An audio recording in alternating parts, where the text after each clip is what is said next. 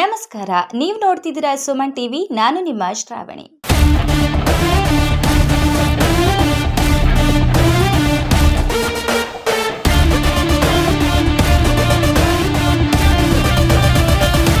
ನಮಸ್ತೆ. ಚಿಕ್ಕಬಳ್ಳಾಪುರ ಕಾರ್ಯಕ್ರಮದ ಅಡಿಯಲ್ಲಿ ಚಿಕ್ಕಬಳ್ಳಾಪುರದ ಶಾಸಕರಾದಂಥ ಪ್ರದೀಪೇಶ್ವರ್ ಅವರು ಇಂದು ಚಿಕ್ಕಬಳ್ಳಾಪುರ ನಗರದ 8ನೇ ವಾರ್ಡಿನಲ್ಲಿ ಮನೆ ಮನೆಗೆ ತೆರಳಿ ಜನರ ಸಮಸ್ಯೆಗಳನ್ನು ಆಲಿಸಿ ತಕ್ಷಣವೇ ಪರಿಹಾರ ಸೂಚಿಸುತ್ತಿದ್ದರು. ಬೀದಿ ದೀಪದ ವ್ಯವಸ್ಥೆ, ಒಳಚರಂಡಿ ವ್ಯವಸ್ಥೆ ಹಾಗೂ ಸ್ವಚ್ಛತಾ ಕಾರ್ಯವನ್ನು ಸರಿಯಾಗಿ ನಿರ್ವಹಿಸಬೇಕೆಂದು ಅಧಿಕಾರಿಗಳಿಗೆ ಸೂಚಿಸಿದರು. ನಗರಸಭೆಯ ಅಂಗಡಿಗಳ ಹರಾಜು ಪ್ರಕ್ರಿಯೆ ನಿಲ್ಲಲು ತಾವೇ ಕಾರಣರೆಂದು ಆಪಾದನೆ ಮಾಡುತ್ತಿದ್ದಾರೆ ಎಂದು ಕೇಳಿದ ಪ್ರಶ್ನೆಗೆ ಉತ್ತರಿಸುತ್ತಾ, ಇದು ನನ್ನ ಗಮನಕ್ಕೆ ಬಂದಿಲ್ಲ. ಇದು ನಗರಸಭೆಗೆ ಅಧ್ಯಕ್ಷರು ಮತ್ತು ಆಯುಕ್ತರಿಗೆ ಸಂಬಂಧಿಸಿದ ವಿಚಾರ.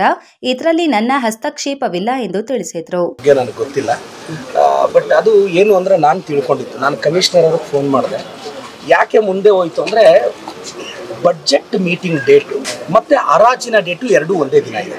ಏನಾಗುತ್ತೆ, ನೀವು ಒಂದು ನೆನ್ಪಿಟ್ಕೋಬೇಕು, ಮಾರ್ಚ್ 30 ನೀವು ಬಡ್ಜೆಟ್ ಮಾಡಿ ಸರ್ಕಾರಕ್ಕೆ ಕಳಿಸ್ಲಿಲ್ಲ ಅಂದರೆ ಏಪ್ರಿಲ್ ತಿಂಗಳಲ್ಲಿ ನಗರಸಭೆ ಎಂಪ್ಲಾಯೀಸ್ಗೆ ನೀವು ಸ್ಯಾಲ್ರೀಸು ಏನೂ ಕೊಡೋಕ್ಕಾಗಲ್ಲ. ಆದರೆ ಇವರು ಮಾರ್ಚ್ ಒಳಗಡೆ ಬಡ್ಜೆಟ್ ಮಾಡಬೇಕಾಗಿತ್ತು, ಅದು ಡಿಲೇ ಆಯಿತು. ಆದರೆ ಇದು ಕೋಇನ್ಸಿಡೆನ್ಸೋ ಏನೋ ಗೊತ್ತಿಲ್ಲ, ಆವತ್ತೇ ಬಡ್ಜೆಟ್ ಮೀಟಿಂಗ್ ಇದೆ, ಆವತ್ತೇ ಹರಾಜಿನ ಪ್ರಕ್ರಿಯೆ ಇದೆ. ಮೋಸ್ಟ್ಲಿ ಇದು ಮಾನ್ಯ ಜಿಲ್ಲಾಧಿಕಾರಿಗಳ ಗಮನಕ್ಕೂ ಇವರು ಹೋಗಿರುತ್ತೆ. ಹರಾಜು ಅಂದರೆ 90 ಅಂಗಡಿಗಳು ಹರಾಜು ಹಾಕಬೇಕು ಅಂದರೆ ಕನಿಷ್ಠ 1 ದಿನ ಆಗುತ್ತೆ. ಆದರೆ ಬಡ್ಜೆಟ್ ಮಂಡಿಸಲಿಲ್ಲ ಅಂದರೆ ಸರ್ಕಾರಕ್ಕೆ ಡಿಲೇ ಆಗಿಬಿಟ್ರೆ ಮತ್ತು ಈ ಏಪ್ರಿಲ್ ತಿಂಗಳ ಸ್ಯಾಲ್ರಿ ಡಿಲೇ ಆಗುತ್ತೆ ಅಂತ ಪ್ರಾಯಶಃ ಆ ಗ್ರೌಂಡಲ್ಲಿ ಅದನ್ನು 16ನೇ ತಾರೀಕು ಹಾಕ್ಕೊಂಡು ಬಡ್ಜೆಟ್ 5ನೇ ತಾರೀಕು ಇಟ್ಕೊಂಡಿದ್ದಾರೆ. ಇದು ವಾಸ್ತವ ಅಲ್ವಾ? ಈಗ ಮತ್ತೆ ನಿನ್ನೆ ಅವರು ನಾನು ಗಮನಿಸಲಿಲ್ಲ ಅದೇನಾಯಿತು ಅಂತ. ನಾನು ಜನರಲಾಗಿ ಜನರ ಕಷ್ಟ ಕೇಳೋದು, ನನಗೆ ಇನ್ ಜನರಲ್ ನಾನು ಯಾವುದು ಗಮನಿಸಲ್ಲ. ಬಟ್ ಇದು ಅವ್ರೇನು ಆ ಡೇಟಿಗೆ ಅವ್ರು ಮಾಡ್ತಾರೆ. ನಗರಸಭೆ ಅವ್ರ ಕಂಟ್ರೋಲಲ್ಲಿದೆ, ಕಮಿಷನರು ಅದು ಅವ್ರಿಗೆ ಬಿಟ್ಟಿದ್ದು. ನೋಡಿ, ಈಗ ಜಿನೈನ್ ಕಾಸ್ ನೀವು ಅರ್ಥ ಮಾಡ್ಕೊಳ್ಳಿ, ಹರಾಜು ಮಾಡಲೇಬೇಕು ಅನ್ನೋದು ಆದರೆ ಆ ಡೇಟ್ಗೆ ಬಡ್ಜೆಟ್ ಯಾಕೆ ಹಾಕ್ಕೊಂಡ್ರು? ದಯವಿಟ್ಟು ಟೌನ್ ಜನತೆ ಓಕೆ, ಈಗ ಬಡ್ಜೆಟ್ಟು ಹರಾಜು ಒಂದೇ ದಿನ ಇಟ್ಟಾಗ ಪ್ರಿಯಾರಿಟಿ ಯಾವ್ದು ಮಾಡಬೇಕಾಗಿತ್ತು? ಕಮಿಷನರು 30 ಎಲ್ಲ ಬಡ್ಜೆಟ್ ಮುಗಿಯುತ್ತೆ.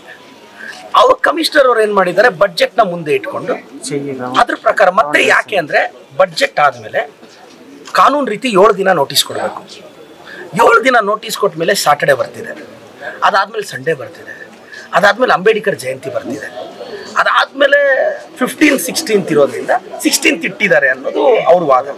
ಸೊ ಕಾನೂನು ರೀತಿ ನಗರಸಭೆ ಕಮಿಷನರು ತುಂಬ ನೋಡಿ, ಪಾಪ ನಮ್ಮ ನಗರಸಭೆ ಅಧಿಕಾರಿಗಳು ಕಮಿಷನರು ಬೆಳಗ್ಗೆನೆ ನನ್ನ ಜೊತೆ 6:30ಗೆ ಎದ್ದು ಮನೆ ಸುತ್ತಾ ಇದ್ದಾರೆ, ಕೆಲಸ ಮಾಡಿದ್ದಾರೆ. 16ನೇ ತಾರೀಕು ನಡೆಯುತ್ತೆ, ಅದರಲ್ಲಿ ಏನಿದೆ? ಸಂಸದರಾದ ಸುಧಾಕರ್ ಅವರು ಮಾಡಿರುವ ಆರೋಪಗಳೆಲ್ಲ ಸುಳ್ಳಿನ ಕಂತೆಯಾಗಿದೆ. ಅರಣ್ಯ ಭೂಮಿ ನನ್ನ ವ್ಯಾಪ್ತಿಗೆ ಬರುವುದಿಲ್ಲ, ಅದನ್ನು ಸಂಸದರ ಬಳಿ ಕೇಳಿ ಎಂದು ತಿಳಿಸಿದರು.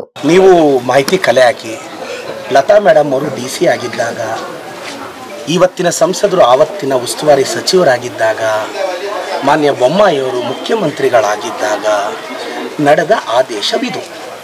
ಬೊಮ್ಮಾಯಿಯವರು ಯಾವ ಪಕ್ಷ ಅಂತ ಸಂಸದರನ್ನ ಕೇಳಿ, BJP ಯಾರ ಪಕ್ಷ ಅಂತಲೂ ಅವರನ್ನು ಕೇಳಿ, ಇಲ್ಲಿ ಆಗ ಉಸ್ತುವಾರಿ ಸಚಿವರಾಗಿದ್ದಿದ್ದು ಯಾರು ಅಂತ ಅವರನ್ನು ಕೇಳಿ, ಲತಾ ಮೇಡಮ್ ಅವರು DC ಆಗಿದ್ದಾಗ ಇಲ್ಲಿ ಉಸ್ತುವಾರಿ ಸಚಿವರಾಗಿದ್ದಿದ್ದು ಯಾರು ಅನ್ನೋ ಈ ಪ್ರಶ್ನೆನೂ ಕೇಳಿ, ಈ ಡೀಮ್ಡ್ ಫಾರೆಸ್ಟ್ ಯಾವಾಗ ಆಯಿತು ಅನ್ನೋದು ಅವ್ರನ್ನ ಕೇಳಿ, ಅದಾದ ಮೇಲೆ ನಮ್ಮ ಅವಧಿಯಲ್ಲಾಗಿದ್ದರೆ ನನಗೆ ದಾಖಲೆ ತೋರಿಸಿ.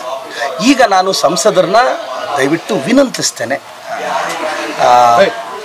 ಈ ಡೀಮ್ಡ್ ಫಾರೆಸ್ಟ್ ಲ್ಯಾಂಡು ದಯವಿಟ್ಟು ಚಿಕ್ಕಬಳ್ಳಾಪುರದ ಎಲ್ಲ ಬಡವರೇ ನಿಮ್ಮ ಜಾಗ ಫಾರೆಸ್ಟ್ ಅವರು ಡೀಮ್ಡ್ ಅವರು ತಗೊಂಡಿದ್ರೆ ದಯವಿಟ್ಟು ಸಂಸದರನ್ನ ಸೋಮವಾರ ಜಿಲ್ಲಾಧಿಕಾರಿ ಕಚೇರಿ ಭೇಟಿ ಮಾಡಿ. ಸಂಸದರಿಗೆ ಅದು ಅಧಿಕಾರ ಇದೆ, ಅವರು ಹೇಳಿ.